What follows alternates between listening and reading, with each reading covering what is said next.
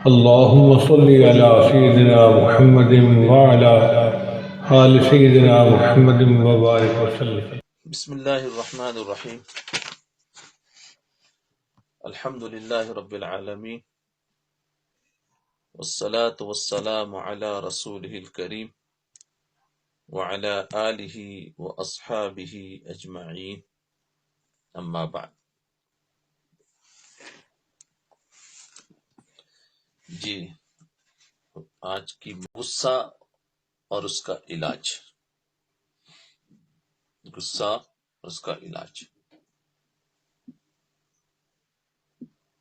غصہ ام الامراض ہے، تمام بیماریوں کی ماں ہے.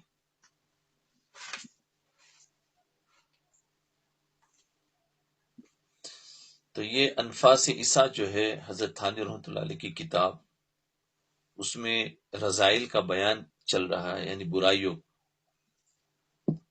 اس میں سے گزشتہ جو گیا ہے اس کا نام تھا کبر، یہ عجب اور اس کا علاج. ایک ہوتا ہے عجب، ہوتا ہے کبر، ایک ہوتا ہے تکبر، اور ایک ہوتا ہے استکبار اور اس کا علاج. آج غصہ اور اس کا علاج ہے. یہاں غصے کا بیان شروع ہے. غصہ بھی رذائل میں سے ہے، بلکہ بعض حضرات صوفیاء نے فرمایا کہ ام الامراض ہے. یہ ام الامراض ہے، یعنی یہ غصہ خود تو بیماری ہے اور نہ جانے کتنی بیماریاں پیدا کرتا ہے. غصہ خود ایک بیماری اور نہ جانے کتنی بیماریاں پیدا کرتا ہے. اس لیے وہ ماں بن گئی غصہ، بیماریوں کی ماں. اس غصے کے نتیجے میں بے شمار گناہ سرزد ہوتے ہیں، یعنی ہو جاتے ہیں. مثلا غصے میں بے قابو ہو کر گالی گلوچ شروع کر دی، نامناسب الفاظ استعمال کرنا شروع کر دیا. غصہ اور آگے بڑھا تو مار پیٹائی شروع کر دی اور اس میں حد سے آگے بڑھ گیا. تو یہ دیکھو کتنا سارا کام ہوا غصے کی وجہ سے. اور پھر انسان دوسرے پر اس وقت غصہ کرتا ہے، دوسرے پر اس وقت غصہ کرتا ہے جب اپنے آپ کو اس سے بہتر سمجھتا ہے. غصہ کب کرتا ہے؟ جب اپنے آپ کو اس سے بہتر سمجھتا ہے. عجب ہوگا، کبر ہوگا تو غصہ بھی آئے گا. کیونکہ اگر انسان اپنے آپ کو کمتر سمجھے، چھوٹا سمجھے، تو اس کو کبھی غصہ نہیں آئے گا. سامنے والے سے چھوٹا سمجھے گا کبھی غصہ نہیں آئے گا، سامنے والے سے بڑا سمجھے گا تو ہی غصہ آئے گا. اس لیے اس غصے کے ساتھ کبر اور عجب بھی جمع ہو جاتے ہیں. غصے کے اندر عجب اور کبر بھی جمع ہو جاتا ہے، کبھی اس کے ساتھ بغض بھی جمع ہو جاتا ہے. تو غصے سے عجب کی بیماری، کبر کی بیماری، بغض کی بیماری، لہذا بے شمار باطنی امراض اس کے نتیجے میں پیدا ہو جاتے ہیں. جی، اس وجہ سے حضرات صوفیاء کرام کے پاس جب کوئی شخص علاج کے لیے جاتا تھا تو وہ سب سے پہلے اس غصے کا علاج کیا کرتے تھے. تو بہت سے لوگ جو سننے والے ہیں ان کو بھی یہ غصے کی بیماری بڑی پریشان کر رہی ہوگی، تو وہ بھی ان باتوں کو سنیں اور اپنے غصے کا علاج کریں.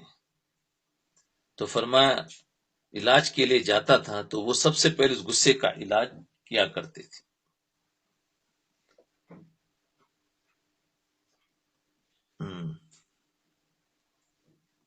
انسان کی جبلت میں، یعنی انسان کی فطرت میں، جبلت یعنی فطرت میں دو بنیادی چیزیں ہیں. دو بنیادی چیزیں ہیں، ایک غصہ اور دوسرا شہوت. اس لیے ہمارے نقش بندی سلسلے کے اندر جو ہم نے دیے ہیں مراقبہ، اس مراقبے میں پہلا ہی سبق شہوت کا علاج ہے اور دوسرا سبق غصے کا علاج ہے. جی، اور دو چیزیں انسان کی فطرت میں ہیں، ایک غصہ اور دوسرا شہوت. چاہے وہ شہوت بطن کی ہو یعنی پیٹ کی ہو، یعنی کھانے پینے میں ہو، یا فرج کی ہو یعنی شرمگاہ کی ہو. اگر غور کروں گے تو یہ نظر آئے گا کہ سارے گناہوں، ساری معصیتوں، سارے گناہوں کی جڑ یہی دو چیزیں ہیں۔ اگر غور کریں گے تو سارے گناہوں کی جڑ یہی دو چیزیں۔ اسی وجہ سے حضرات صوفیاء کرام سب سے پہلے غصے کا علاج کرتے تھے۔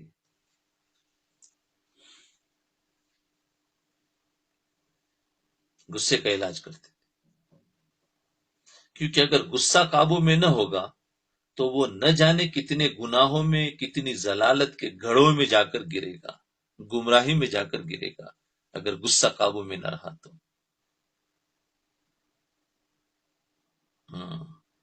تو یاد رکھے، دو چیزیں انسان کی فطرت میں ہیں، غصہ اور شہوت، اور جنہوں نے ان دو لطیفوں پر مراقبہ کیا ہے ان کو اس بات کا پتہ بھی چل گیا ہوگا کہ ان کو کتنا فرق پڑا۔ شہوت یعنی شوق، کیونکہ شہوت ایک تو شہوت پیٹ کی ہوتی، کھانے پینے کا شوق، ایک شہوت یعنی کپڑوں کی ہوتی ہے، ہر ایک کی اپنی اپنی الگ الگ، ایک بد نظری کی ہوتی ہے۔ تو یہ سب کے سب شہوت میں آ جاتے ہیں، شوق کے اندر آ جاتا ہے۔ تو اب یہ ظاہر بات یہ گناہ ہے، کیونکہ انسان جب شوق پورا کرے گا تو ظاہر بات ہے فضول خرچ کرے گا۔ ایک ہوتی ہے ضرورت اور ایک ہوتا ہے شوق۔ ضرورت، ایک مکان مل گیا، ضرورت پوری ہوگی۔ شوق کیا ہے؟ مکان کی ڈیزائن ایسی ہو، مکان میں کٹن ایسے ہو، صوفہ ایسا ہو، رنگ ایسا ہو، میچنگ ایسی ہو۔ یہ سب کیا ہے؟ یہ سب شہوت ہے، یہ سب شہوت ہے۔ نکاح کرنا ہے تو نکاح گناہوں سے بچنا ہے، تو ایک خاندانی شرافت نیک لڑکی یا مرد مل گیا، لڑکا مل گیا، یہ ہو گیا، لیکن اب اس کے اندر بھی کہاں مال ایسا ہو، اس کی ڈگری ایسی ہو، اس کا وہ ایسا ہو، تو یہ ساری شہوت ہے۔ گناہوں سے بچنے کے لیے یہ چیزیں ہیں۔ تو یہ ایسے ہر چیز میں ایک شہوت ہے۔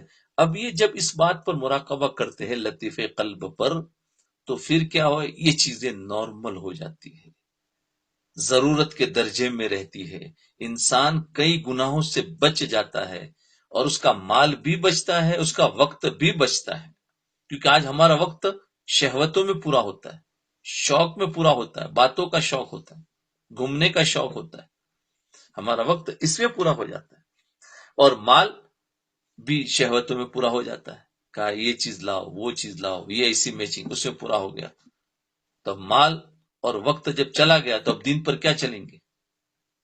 جب اسی کے اندر کنٹرول ہو گیا تو مراقبہ، لطیفے قلب پر مراقبہ کرنے سے یہ بہت بڑی بیماری دور ہو جاتی ہے، انسان کا شوق ختم ہو جاتا ہے۔ اور دوسرا مراقبہ جو لطیفے روح ہے اس پر کرنے سے غصے کی بیماری گارنٹیڈ دور ہوتی۔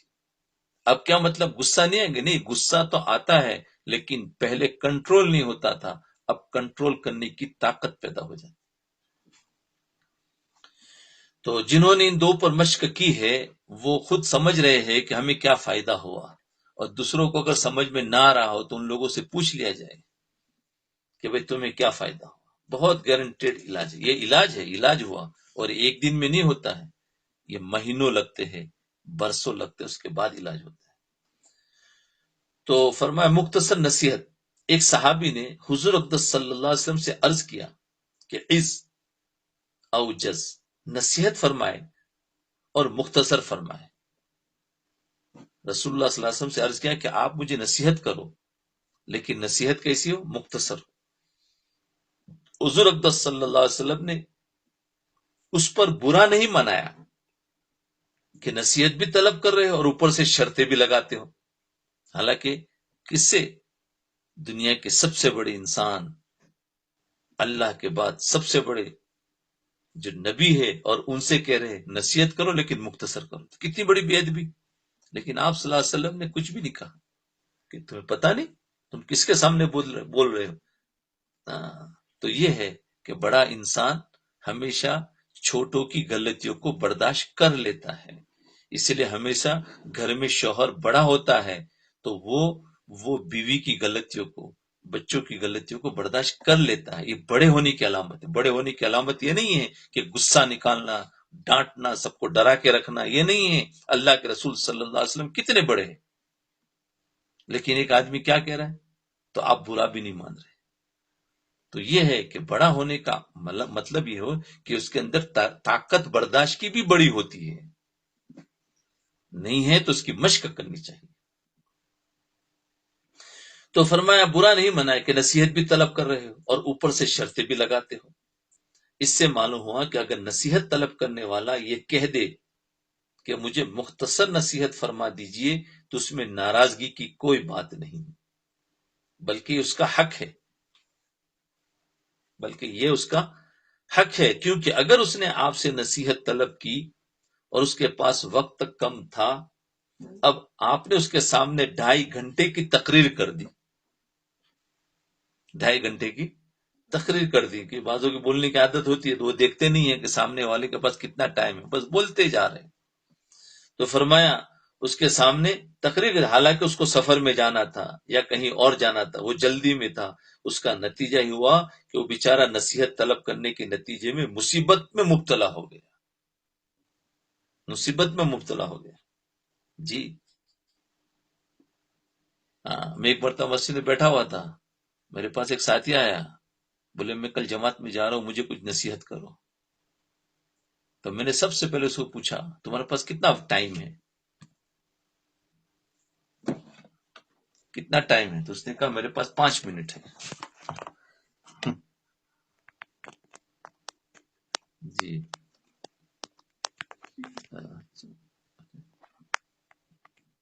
جی، 1 منٹ۔ تو اس نے کہا میرے پاس 5 منٹ ٹائم ہے۔ میں نے کہا 5 منٹ میں کیا نصیحت کروں؟ تو خیر میں نے تو پھر اللہ کی طرف متوجہ ہوا، اللہ تعالیٰ اگر بلانا چاہے تو 5 منٹ میں بھی کام کی بات کرا دیتا ہے۔ تو دیکھو نصیحت ہو مختصر ہو، تو میں نے کہا ٹھیک ہے تیرے کو 5 منٹ میں نصیحت کر دیتا ہوں، کیونکہ اس کے بعد وقت 5 منٹ کا ہے۔ وہ ویسے ہی وہیں گزر رہا تھا، میری ملاقات ہو گئی، کہا میں کل جماعت میں جا رہا ہوں، مجھے نصیحت کرو۔ تو میں نے اس کو نصیحت 5 منٹ میں، اس کے پاس ٹائم تھا، میں نے 2 منٹ میں نصیحت کر دی۔ میں نے اس سے پوچھا کہ تم امیر ہو یا معمور ہو؟ تو کہا اس کا پتہ نہیں، وہ تو مشورے میں جا کر پتہ چلے گا۔ میں نے کہا ٹھیک ہے، اگر امیر ہو تو نبی علیہ الصلوۃ والسلام کی طرح چلنا، اور اگر معمور ہو تو صحابہ کی طرح چلنا، جاؤ۔ یہ 1 منٹ کی نصیحت ہو گئی۔ وہ حیران ہو گیا، میں نے کہا ہو گیا؟ اس کے اندر میں نے کہا گھنٹوں کی تقریر آ گئی۔ اب بولے نبی کی طرح چلنا، صحابہ کی طرح چلنا، مجھے سمجھ میں نہیں آیا، کہا اس کی تفصیل کرو۔ تو پھر 3 منٹ جو باقی تھی، 4 منٹ، اس میں اس کی تھوڑی سی تفصیل کرو، 5 منٹ میں اس کو چھوڑ دیا۔ تو دیکھو اب یہ آسان کام نہیں، اللہ ہی توفیق دیتا ہے، میرا کوئی کمال نہیں۔ تو وہ آج تک وہ یاد رکھتا ہے، بولے مجھے پورے 40 دن کے اندر تمہاری وہ نصیحت یاد رہی، اور میں نے دوسروں کو بھی بتایا کہ مولانا نے مجھے ایسی نصیحت کی تھی۔ اب اس کو کھولو، گھنٹوں نکل جائیں گے۔ تو بس اللہ تعالیٰ نے دل میں نے کبھی اس بات کو سوچا بھی نہیں تھا، لیکن میں نے اللہ کی طرف متوجہ ہوا اور اللہ تعالیٰ نے دل میں بات ڈالی اور اس کو 1 منٹ میں بات بتا دی۔ تو اس لیے ہمیشہ، تو دیکھو یہاں آیا کہ شرط لگا دی کہ نصیحت کرو اور مختصر ہو۔ اس لیے ہمیشہ کوئی آدمی آئے تو اس سے پوچھ لیا کہ تمہارے پاس وقت کتنا ہے، دعوت دینا ہے تو اس کے بعد 5 منٹ، تو 5 منٹ۔ مسجد میں جاؤ، کہا کہ بھائی بات کر لو تھوڑی سی، تو پوچھو کتنی دیر، کہا 10 منٹ، تو 10 منٹ سے 11 منٹ میں مت لو، یہ دین ہے۔ ہمیں تو کہ سننے والے بہت اچھا ہے، قصہ اچھا چل رہا ہے، بات چلو پوری کرتے، 5 منٹ اور لے لیتے ہیں۔ فرمایا یہ بے دینی ہے، وقت پر کام کو ختم کرنا۔ تو اللہ کے رسول صلی اللہ علیہ وسلم تو فرمایا اگر نصیحت طلب کرنے والا یہ کہہ دے کہ مجھے مختصر نصیحت فرما دیجیے تو اس میں ناراضگی کی کوئی بات نہیں، بلکہ اس کا حق ہے، کیونکہ اگر اس نے آپ سے نصیحت طلب کی، اس کے پاس وقت کم تھا، تو اب آپ نے اس کے سامنے 2.5 گھنٹے کی تقریر کر دی، حالانکہ اس کو سفر میں جانا تھا، وہ جلدی میں تھا، اس کا نتیجہ ہوا بیچارہ نصیحت طلب کرنے کے نتیجے مصیبت میں مبتلا ہو۔ اور جب اس کے دماغ پر جلدی جانے کا بوجھ ہوگا تو وہ کیا آپ کی نصیحت سنے گا؟ اب وہ جلدی جانے کا دماغ میں بوجھ ہوگا تو کیا نصیحت سنے گا؟ حالانکہ میں نے اس کو جو نصیحت کی 1 منٹ میں، اب وہ 1 منٹ کی ایسی نصیحت تھی کہ وہ اگر 1 گھنٹہ بھی بٹھا دیتا تو بیٹھ جاتا تھا، کیونکہ اب اس کے دماغ اس کا پورا گم گیا۔ بولے یہ کیا مطلب؟ تو اس کا دماغ ایسا گھما کہ وہ 5 منٹ لینے آیا تھا لیکن 5 گھنٹے بھی دے دیتا تھا. میں نے نہیں لیا، میں نے چھوڑ دیا. لیکن یہ تھا کہ انسان کو اندر سے اتنا شوق جاگ جائے کہ وہ خود کہے کہ اچھا آپ اس کو بھی سمجھاؤ، یہ بھی سمجھاؤ. تو فرمایا آپ کی نصیحت سنے گا تو کیا سنے گا؟ اگر اس کے دماغ پر تو جانے کا بوجھ ہوگا، اور کیا اس پر عمل کرے گا؟ اس لیے بات کرنے والے کو چاہیے کہ مخاطب کے حال کا لحاظ کرے، کہ جس کے سامنے تم بات کر رہے ہو اس کا لحاظ کرو. اور اس حدیث میں تو خود مخاطب نے کہہ دیا کہ میرے پاس وقت کم ہے، اس لیے مجھے مختصر نصیحت فرما دیجیے. اب دیکھو مختصر نصیحت اللہ کے رسول صلی اللہ علیہ وسلم نے اس صحابی کو کیا کی؟ اللہ اکبر، عجیب.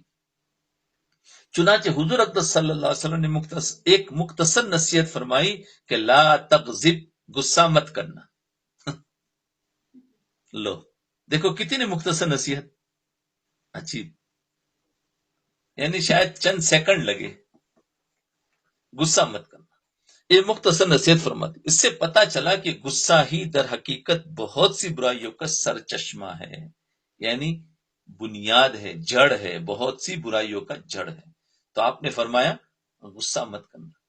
یعنی ہو سکتا ہے اللہ کے رسول صلی اللہ علیہ وسلم تو سب کی طبیعتوں کو جانتے تھے، اس لیے فرمایا داعی وہ ہوتا ہے کہ جو ہر ایک کے مزاج کو بھی جانے، ہر ایک کی طبیعت کو بھی جانے. تو کیا ہے، جب وہ نصیحت کے لیے آئے گا تو وہ اس کو اس کے مطابق نصیحت کرے گا. اگر وہ داعی جانتا ہی نہیں ہے تو کیا بولے گا؟ اس لیے اللہ کے رسول صلی اللہ علیہ وسلم کے پاس الگ الگ صحابہ آئے ہیں اور الگ الگ صحابہ کو الگ الگ نصیحت کی ہے. تو یہ نصیحت کیوں؟ کہ ان کے اندر وہ طبیعت جانتے تھے.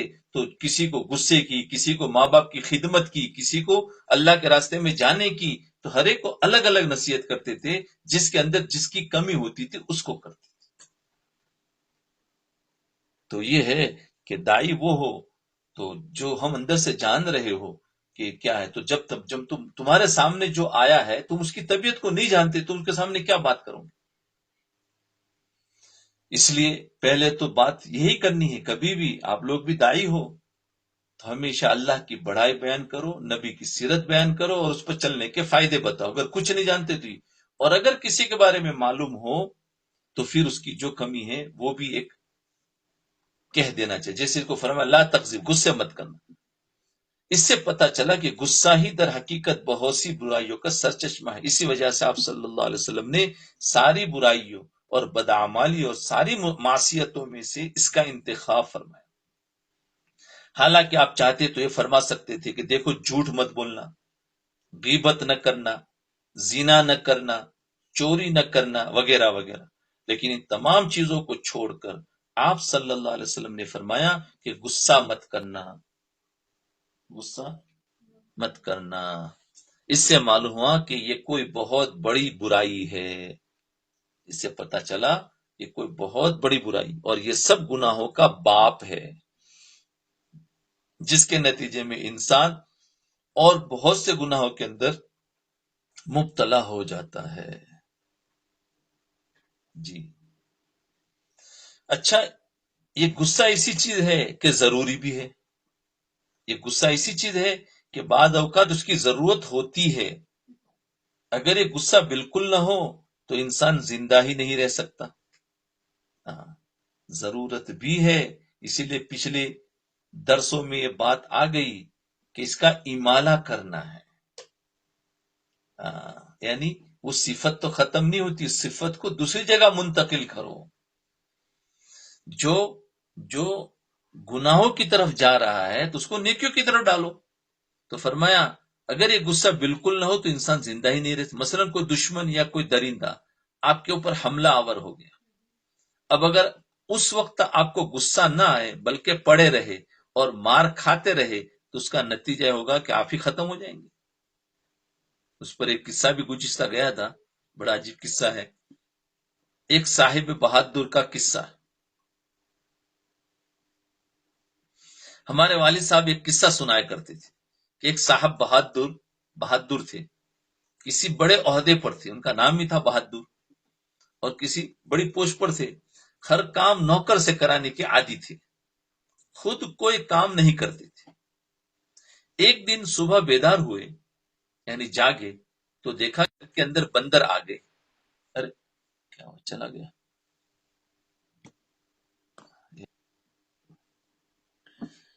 جی تو ایک صاحب بہادر کا قصہ. ہمارے والد صاحب ایک قصہ سنایا کرتے تھے کہ ایک صاحب بہادر تھے، کسی بڑے عہدے پر تھے، ہر کام نوکر سے کرانے کے عادی تھے، خود کوئی کام نہیں کرتے تھے. ایک دن صبح بیدار ہوئے، جاگے تو دیکھا کہ گھر کے اندر بندر آ گئے. گھر کے اندر کیا آ گئے بھائی؟ بندر آ گئے. ایک بندر ان کا سوٹ اٹھا کر لے گیا اور ایک بندر ان کی پینٹ اٹھا کر لے گیا اور ایک بندر ان کا ہیٹ اٹھا کر لے گیا. اب صاحب بہادر بستر پر پڑے یہ سب تماشا دیکھ رہے تھے. صاحب بہادر بستر پر پڑے یہ سب تماشا دیکھ رہے تھے اور آوازیں دے رہے تھے، ارے بھائی کوئی مرد ہے جو ان بندروں کو روکے. کوئی مرد ہے کوئی بندروں کو روکے، کوئی مرد ہے جو ان بندروں کو روکے. اتنے میں ان کا کوئی دوست آ گیا. اس نے آ کر کہا کہ جناب آپ بھی تو مرد ہے. مرد ہے. صاحب بہادر نے کہا کہ ہاں بھائی، خوب یاد دلایا. چنانچہ جلدی سے بستر سے اٹھے اور بندروں کے پیچھے دوڑے. پھر جلدی سے اٹھے اور بندروں کے پیچھے دوڑے. اتنی دیر میں تو بندر سب چیزیں لے کر جنگل کی طرف بھاگ چکے تھے. لہذا یہ طرز عمل کے بستر پر لیٹے ہیں اور اپنی دفاع نہیں کر رہے ہیں، یہ صورت بھی انسان کی فطرت کے خلاف ہے. جی جی تو یہ دیکھو، اس کو کہتے ہیں غصہ ہی نہیں آ رہا ہے اور پھر پوچھ رہا بھائی کوئی ہے ان کو ہٹاوے. عجیب. سستی کا بھی تو ایک بہت بڑا وہ ہو گیا نا، کہ اتنی بڑی سستی. بلکہ انسان کی فطرت کا تقاضا ہے کہ جب اس پر کوئی حملہ آور ہو تو اپنی مدافعت کرے اور اس پر غصہ کرے. جی غصہ کرنا عبادت بھی ہے، یاد رکھو.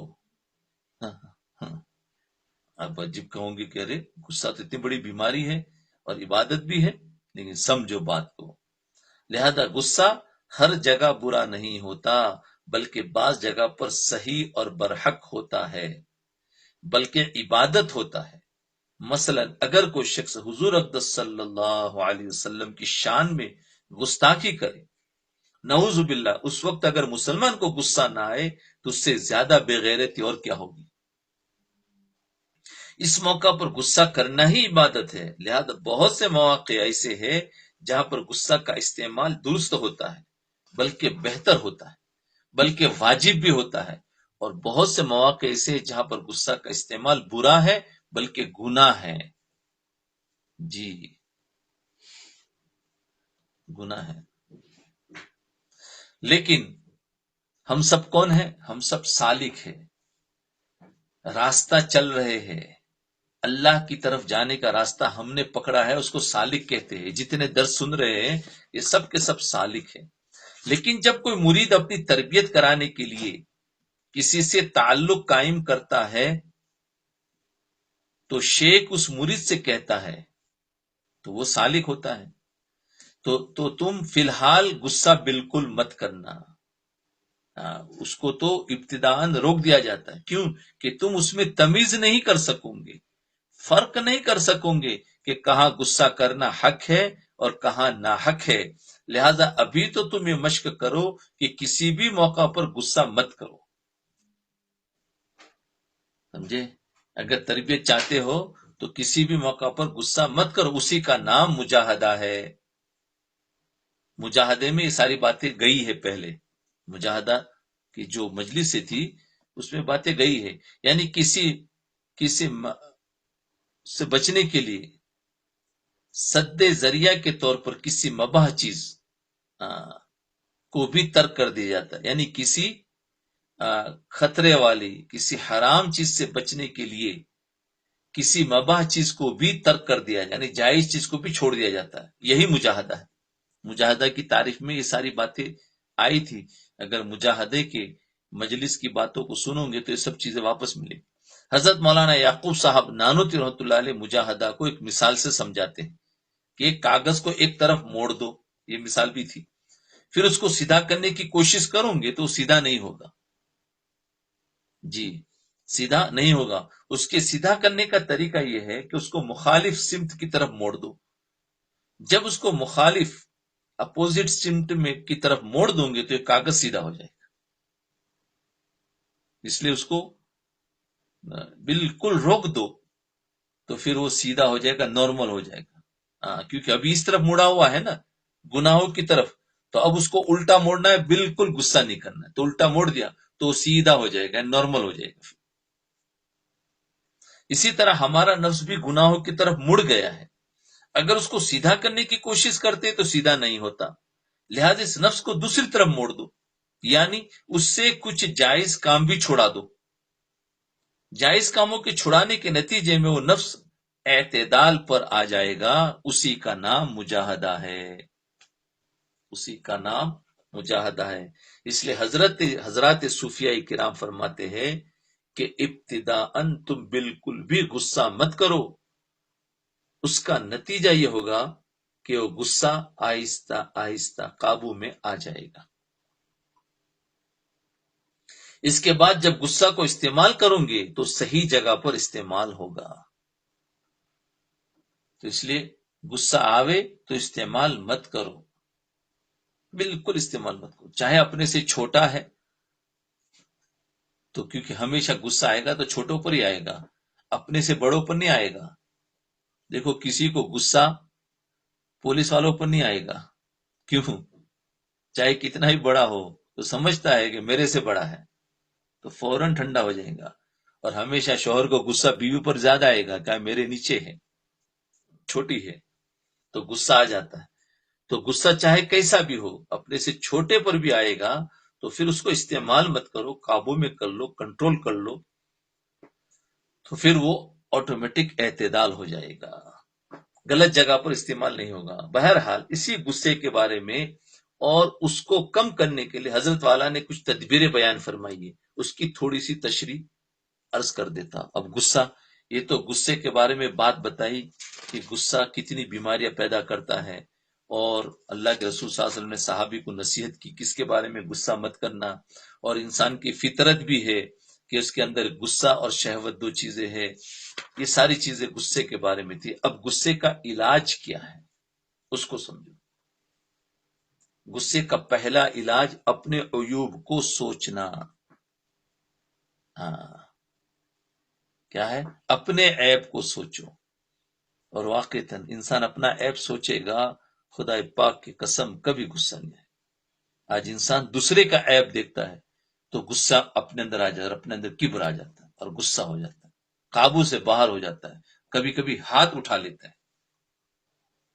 چنانچہ حضرت والا نے غصے کا پہلا علاج یہ بیان فرمایا، بتکلف ضبط کر کے اپنے عیوب سوچنے لگا کیجئے، یعنی اپنے عیب کو سوچو کہ میں کون ہوں، مجھے اس پر غصہ تو آیا ہے، لیکن آخر میں بھی تو کچھ بگڑا ہوا انسان ہوں، میں نے کیا کیا غلط کام کیے ہیں، میں نے کتنے اللہ کی معصیت کی ہے، نافرمانیاں کی ہے، انشاءاللہ تعالی پھر اس سے غصہ کم ہو جائے گا۔ لیکن اس وقت میں غصہ اتنا ہوتا ہے کہ اتنی طاقت بھی نہیں ہوتی کہ میں اپنے آپ کو دیکھوں، تو مراقبے کے ذریعے سے وہ طاقت آ جائے گی۔ مراقبہ کرو، میں بار بار اس کو کہہ رہا ہوں، سننے والے اور جو خصوصاً بیت ہے وہ اپنے مراقبہ کو بڑھائے، کچھ کر رہے الحمدللہ ان کو فائدہ ہو رہا ہے، لیکن جو نہیں کر رہے یا جو کم کر رہے لیکن ابھی تک وہ شکوک میں ہیں، وہ اپنے مراقبہ کو بڑھائے۔ اس کے ذریعے سے کیا ہوگا کہ غصے کے اندر اتنی طاقت آئے گی کہ انسان اپنے آپ کو سوچے گا، چھوٹوں پر ہمیشہ کبھی بھی وہ غصہ نکالے گا نہیں۔ کسی صاحب نے حضرت والا کو خط میں لکھا تھا کہ میرے اندر اشتعال بہت پیدا ہوتا ہے، یعنی میرے اندر غصہ بہت آتا ہے۔ مجھے تو آج تک کسی نے کوئی خط نہیں لکھا یا کوئی میسج میں کہا میرے اندر بہت غصہ ہے، اس کا علاج کیجیے، کیونکہ یہ چیزیں کوئی نہیں لکھے گا۔ نماز کے اندر دھیان نہیں آتا، اس کا تو لکھتے ہیں، چھوٹی چھوٹی باتوں کا۔ یہ لکھا کرو ہمیشہ کہ میرے کو غصہ بہت آتا ہے. آج تک کسی نے اپنی بیماری نہیں بتائی. ہاں اللہ ماشاء اللہ کچھ ہے جو اپنی بیماریاں بتاتے رہتے ہیں. تو ہمیشہ جتنی بیماریاں بتاؤں گے اتنی بیماریاں دور ہو جائے گی. جتنی بیماریاں بتاؤں گے اتنی دور ہو جائے گی. بہت سے لوگ جلدی سے اپنی بیماری بتا دیتے، ان کا علاج جلدی ہو جاتا ہے. اور بہت سے لوگ اپنی بیماری بتانے میں برس ہاں برس لگا دیتے ہیں. تعلق رکھتے ہیں، درد سنتے ہیں، ملتے ہیں، پوچھتے ہیں، سب کچھ، لیکن بیماری نہیں بتاتے. تو فرمایا ذرا سی بات پر، تو فرمایا میرے اندر بہت غصہ آتا ہے اور ذرا سی بات پر غصہ آ جاتا ہے، اس کا علاج کا بتاؤ. تو حضرت والا نے یہ تجویز فرمایا کیا کہ جب غصہ آ رہا ہو اور کسی بات پر اشتعال ہو رہا ہو، یعنی بھڑک رہے ہو، تو اس وقت غصے کو بتکلف ضبط کر کے، غصے کو بتکلف یعنی جان کر اس کو ضبط کر کے اپنے عیوب سوچا کرو، اپنے عیب سوچا کرو. ارے اپنی زندگی کو دیکھو کہ میں نے کیا کیا، کہ میں کتنا گنہگار ہوں، کہ میری نظر قابو میں نہیں رہتی، اور میری زبان قابو میں نہیں رہتی، میں نے اللہ کے کتنے حکموں کو توڑا ہے. تو اپنے آپ کو سوچو گے فوراً ٹھنڈے ہو جاؤ گے. جی، کیونکہ غصہ تھوڑی سی نیکی پر آ جاتا ہے. میں اتنا اچھا ہوں، تم نے غلطی کر لی، فوراً غصہ آ جائے گا. اور جب اپنا عیب کو دیکھو گے تو یار اس کی غلطی چھوٹی ہے، میرا عیب اس سے زیادہ بڑا ہے، تو غصہ ٹھنڈا ہو جائے گا. یہ بھی بات پہلے ہوئی ہے مجاہدے کے نتیجے کے اندر. مجاہدے کے جو درس ہوئے اس کے اندر یہ ساری باتیں آ چکی، اس کو دوبارہ پھر پڑھ لیا جائے، سن لیا جائے. تو فرمایا کیونکہ غصے کے اندر تھوڑا سا عجب یعنی اپنے آپ کو دوسرے سے بہتر سمجھنے کا پہلو ہوتا ہے، تھوڑا سا عجب ہوتا ہے. وہ دوسرے کو حقیر سمجھتا ہے، اسی وجہ سے غصہ کرتا ہے. لہذا اس کا علاج یہ فرمایا کہ اپنے عیوب کو سوچے کہ میرے اندر کیا کیا عیوب ہے، اور یہ سوچے کہ اس وقت جو غصہ آ رہا ہے یہ بھی انہی عیوب کا ایک فرد ہے. کہا یہ بھی میرے اندر کہ یہ غصہ آ رہا ہے وہ میرے عیب ہے. ہاں، تو اپنے اندر کوئی نہ کوئی عیب ڈھونڈو کہ میری شکل ٹھیک نہیں ہے، میرا بولنا ٹھیک نہیں ہے، میرے کو بولنے کا ڈھنگ بھی نہیں آتا ہے، میں کتنا برا ہوں، اور میری نگاہ قابو میں نہیں ہے، اور میری نماز بھی ٹھیک نہیں ہے ماشاء اللہ. تو اپنے عیب دیکھوں گے تو سامنے والے کی اچھائیاں سوچو. اگر اپنے عیب سمجھ میں نہ آوے تو سامنے والے کی اچھائیاں دیکھو، او ہو ماشاء اللہ عبادت، تو ہمیں پھر غصہ نہیں آئے گا. دونوں علاج ہے، یا تو اپنا عیب دیکھو یا سامنے والے کے اچھائیاں دیکھو کہ اس نے نافرمانی ایک کی ہے لیکن فرما برداریاں 10 کی ہے. تو 10 کو جب سوچوں گے 9 کو اور ایک نافرمانی ہوئی تو غصہ ٹھنڈا ہو جائے گا، بیچارے نے ایک ہی تو نہ کی. اس لیے شکر ادا کب ہوگا؟ جب ناشکری اس وقت ہوتی ہے جب انسان کی ایک چیز چلی جاتی ہے تو ناشکری ہوتی ہے، لیکن وہ ایک چیز گئی ہے لیکن کتنی باقی ہے اس کو دیکھو تو شکر ادا ہو جائے گا. جی، تو اسی طریقے سے غصے کو نکالنے کے لیے سامنے والے کی اچھائیاں دیکھو کہ سامنے والے نے آج میرے مزاج کے خلاف کام کیا، ایک دن خالی کیا، ایک دن میں بھی ایک وقت میں کیا ہے، باقی پورا مہینہ تو مزاج کے مطابق کام کیا، تو فوراً غصہ ٹھنڈا ہو جائے گا کہ ہاں بات تو صحیح ہے. پورا مہینہ کے ایک دن میں ایک ہی منٹ میں خالی اس نے نافرمانی، امید پر غصہ ہوگا اتنا.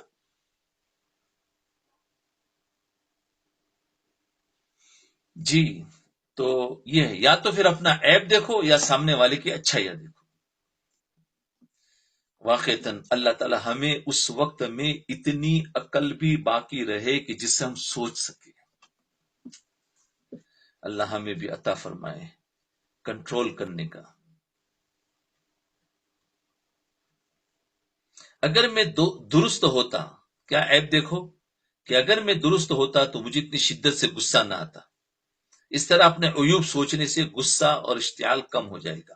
البتہ اس کے لیے فکر کی ضرورت ہوتی ہے، کیونکہ جس شخص کو فکر ہی نہیں کہ کتنا غصہ آیا، جس شخص کو، یہ کون کرے گا؟ جس کو اپنے غصہ یاد ہوتا ہے، وہ کہتا بھی ہے کہ میرے سے یہ ہو گیا وہ ہو گیا مجھے نکالنا ہے. تو جس کو اپنی فکر ہوتی ہے کہ کتنا غصہ آیا اور غصے کے نتیجے میں میری زبان سے کیا بات نکل گئی، کیا مجھ سے کام ہو گیا، تو ایسا مرض تو ناقابل علاج ہے۔ جس کو یہی پتا نہیں ہے، فکر ہی نہیں ہے کہ مجھے کتنا غصہ آیا، میری زبان سے کیا الفاظ نکلے، میرے سے کیا نقصان ہوا، تو یہ تو کسی کو پھر یہ ایسی بیماری ہے کہ ناقابل علاج، جس کو فکر ہی نہیں۔ بہرحال تو غصے کا علاج کا پہلا طریقہ یہ ہے کہ اپنے اندر فکر پیدا کرو، کہ اپنے اندر فکر پیدا کرو۔ اب جتنے بھی بات سن رہے ہیں وہ ان کے اندر یہ بیماری ہے، تو پہلے اپنی بیماری کو پہچاننے کے بعد ایک فکر پیدا ہوگی کہ مجھے بیماری نکالنی ہے۔ ورنہ بہت سارے ہیں کہ پہلے بیماری کو ہی نہیں پہچانا، اور کیا کیا غلطیاں ہو جاتی ہے، کتنے نقصانات ہو جاتے ہیں، لیکن چل رہے ہو تو پھر ناقابل علاج ہو جاتا ہے۔ تو پہلے اپنے اندر پہلا طریقہ کیا ہے غصے کا، کہ پہلے اپنے اندر فکر پیدا کرو کہ ہاں یہ بیماری ہے اور اسے یہ نقصان ہو رہا ہے، اور اس طریقے سے ہماری محبتوں میں دراڑیں آ رہی ہے، نقصان ہو رہا ہے، اور ہم اس طریقے سے ہو رہے ہیں، تو جو کچھ بھی ہو اس سے میرا مال میں نقصان ہو رہا ہے، میرے اس میں نقصان ہو رہا ہے۔ تو اپنے اندر فکر پہ جب انسان کے اندر فکر پیدا ہو جاتی ہے تو اس کے بعد علاج بتائے جاتے ہیں، اس کے بعد جو علاج بتائے جاتے ہیں پھر وہ کارگر ہوتے، یعنی وہ پھر کام کرتے۔ اس لیے حضرت فرماتے ہیں کہ جب غصہ آئے تو اپنے عیوب کو سوچ لو تو انشاءاللہ غصہ کم ہو جائے گا۔ کیا ہو جائے گا بھائی؟ کم ہو جائے گا۔ کرنا ہے علاج؟ اچھا، تو اب غصے کا علاج، تو پہلا علاج کیا بتایا کہ بتکلف ضبط کر کے اپنے عیوب کو سوچنے لگے۔ سمجھے؟ یہ ہے پہلا علاج۔ دوسرا علاج حضرت والا نے فرمایا کہ جس پر غصہ آئے اس کے پاس سے فوراً خود ہٹ جائے یا اس کو اپنے پاس سے ہٹا دے جیسا موقع۔ دوسرا علاج کیا ہے؟ فوراً خود ہٹ جاؤ یا اس کو ہٹا دو۔ پہلا علاج ضبط کرو، عیوب کو سوچو۔ دوسرا علاج جس پر غصہ آیا اس سے ہٹ جاؤ یا خود اس کو ہٹا دو۔ غصے کی خاصیت ہے کہ جس پر غصہ آتا ہے اسی کے قریب جانے کی فکر کرتا ہے، اس سے غصے کے اندر اور ترقی ہوتی ہے۔ اس لیے حضرت فرما رہے ہیں کہ جس پر غصہ آئے اس کے پاس سے فوراً یا تو خود ہٹ جاؤ یا اس کو سامنے سے ہٹا دو، کیونکہ سامنے ہونے کی وجہ سے غصہ زیادہ آئے گا، سامنے ہونے کی وجہ سے غصہ زیادہ آئے گا۔ یہ ہوتا ہے خود ہٹ جاؤ، لیکن اس وقت میں بھی اتنی عقل کہاں ہوتی ہے کہ نہ خود ہٹے نہ اس کو ہٹاوے۔ اتنا ہوش لانا یہ بھی علاج کی ضرورت ہے۔ اس لیے کہا ہم بہت سیریس مریض ہو گئے، بہت آگے نکل گئے ہیں کہ پہلے تو علاج اس بات کا کرے کہ جس کی وجہ سے ہمارے اندر اتنی بھی عقل ہو کہ ہم اس وقت ہٹنے کی کوشش کریں۔ اور یہ علاج حضور صلی اللہ علیہ وسلم سے ثابت ہے، یہ علاج خود حضور صلی اللہ علیہ وسلم سے ثابت ہے۔ چنانچہ حضرت وحشی رضی اللہ عنہ جنہوں نے غزوہ احد کے موقع پر حضور اقدس صلی اللہ علیہ وسلم کے محبوب چچا حضرت حمزہ رضی اللہ عنہ کو قتل کر دیا تھا، بعد میں اللہ تعالیٰ نے حضرت وحشی رضی اللہ عنہ کو اسلام لانے کی توفیق دے دی، تو حضور اقدس صلی اللہ علیہ وسلم نے ان سے فرمایا کہ تم میرے سامنے مت بیٹھا کرو۔ دیکھو کیونکہ تمہارے سامنے آنے سے حضرت حمزہ رضی اللہ عنہ کا غم تازہ ہو جاتا ہے، اس کے نتیجے میں غصہ آنے کا اندیشہ ہوتا ہے۔ ظاہر بات ہے وہ غم بہت عجیب تھا، اب تم اسلام قبول کر لیا تو ظاہر بات ہے، تو فرمایا بس تم سامنے مت آیا کرو۔ اس لیے حضرت والا نے فرمایا کہ جس پر غصہ آ رہا ہے اس کو اپنے سامنے سے ہٹا دو، اس کو کہو کہ تم دور رہو، پیچھے بیٹھو، سامنے نہ بیٹھو، ورنہ پھر غصہ آ جائے گا۔ یہ ہوتا تو اللہ کے رسول صلی اللہ علیہ وسلم نے فرمایا کہ دیکھو تم سامنے آؤ گے تو پوری ہسٹری یاد آ جاتی ہے کہ او ہو، تو ظاہر بات ہے اب حضور صلی اللہ علیہ وسلم جس پر اگر غصے ہو جائے تو پھر تو اس کی تو بربادی ہو جاتی ہے۔ تو آپ نے اس کو فرمایا کہ ابھی جو وحشی ہے اللہ نے اس کو معاف کر دیا ہے تو پھر میں کون ہوتا ہوں؟ اسلام کی توفیق ہو گئی تو اللہ نے معافی تو کر دیا نا۔ ورنہ اللہ اگر پکڑ کرتا تو اسلام کی توفیق ہی نہ دیتے. تو کتنے بڑے بڑے پاپی کہ اللہ تعالیٰ نے ان کو، اس لیے کسی کو یہ مت سمجھو کہ وہ بڑا گنہگار ہے. اللہ کس وقت میں کس کو کیا توبہ کی توفیق دے دے ہمیں اس کا پتہ نہیں ہے. اس لیے لوگوں کے گناہوں کو دیکھ کر ان پر غصہ مت کرو، بلکہ ان پر ترس کھاؤ، رحم کھاؤ اور محبت کرو اور ان کو سمجھاؤ. ہاں، آج امت کو تو ڈانٹنے والے بہت ہیں، فتویٰ دیتے تھے تو جہنمی ہے، تیری تو مغفرت نہیں ہوگی، تو نے حرام کر دیا. ارے اس کا نہیں ہے، اس پر ترس کھانا ہے، ترس، اس پر رحم کھانا ہے اور اس کو محبت کرنا ہے، اس کو سمجھانا ہے. ہاں، غصے کے وقت سزا مت دو. او ہو بہت زیادہ ٹائم ہو گیا. چلو ایک ہی پیج ہے، چلو پورا کر دیتا ہوں. غصے کے وقت سزا مت دو. اسی طرح اگر اپنے سے چھوٹے پر جائز غصہ بھی آ رہا ہو، مثلا اپنے اولاد پر یا اپنے شاگردوں پر غصہ آ رہا ہو یا بیوی پر، تو اس اشتعال کی حالت میں نہ اس کو ڈانٹو اور نہ اس کو سزا دو. نہ ڈانٹو نہ سزا دو. کیوں کہ ابھی تم بھڑکے ہوئے کے وقت، اشتعال کے وقت حدود پر قائم نہیں رہوں گے، حدود پر قائم نہیں رہوں گے. اس لیے اشتعال کے وقت یعنی غصے کا زیادہ بھڑکنے کے وقت معاملہ کو ٹلا دو اور تھوڑا سا وقت گزار دو، یہاں تک کہ وہ غصہ ٹھنڈا پڑ جائے. اور غصہ ٹھنڈا ہو جانے کے بعد اس کو اپنے پاس بلاؤ اور اس وقت اس کی غلطی بتاؤ. اس وقت اگر ڈانٹنے کی ضرورت ہو تو ڈانٹ بھی دو. اس وقت تک کی ڈانٹ چکے وہ غصے کی حالت میں نہیں ہوگی، اس لیے وہ حد کے اندر رہے گی اور غصے کے وقت حد سے آگے بڑھنے کا اندیشہ رہتا ہے. اچھا، غصے کا تیسرا علاج. تو پہلا علاج کیا تھا؟ اپنے عیوب کو سوچے. دوسرا علاج کیا تھا؟ خود اس سے ہٹ جاوے، اس کو ہٹا دے. تیسرا علاج حضرت والا نے فرمایا استحضار عذاب الہی کا کرے، اللہ تعالیٰ کے عذاب کا استحضار کرے. یعنی اللہ جل شانہ کے عذاب کا استحضار کرے. علاج بھی حدیث شریف میں ہے. حدیث شریف میں آتا ہے کہ ایک مرتبہ صدیق اکبر رضی اللہ عنہ اپنے غلام کو ڈانٹ رہے تھے، تو حضور اقدس صلی اللہ علیہ وسلم نے جب ان کو اس حالت میں دیکھا تو فرمایا اللہ تعالیٰ زیادہ قدرت رکھتا ہے، یعنی جتنی قدرت تمہیں اس غلام پر حاصل ہے اللہ تعالیٰ کو تم پر اس سے زیادہ قدرت حاصل ہے. یہ عذاب الہی کو، تم اس غلام کو تو سزا دے رہے ہو، اگر اللہ تعالیٰ تمہیں عذاب دینے پر آ جائے تو تمہارا کیا بنے گا؟ اللہ تعالیٰ کے عذاب کے استحضار سے غصے میں کچھ کمی واقع ہوتی ہے اور غصہ ٹھنڈا پڑتا ہے. آگے حضرت والا نے فرمایا کہ اپنے گناہوں کو یاد کر کے استغفار کی کثرت کرنے لگے. یہ اسی پہلے علاج کا حصہ ہے جو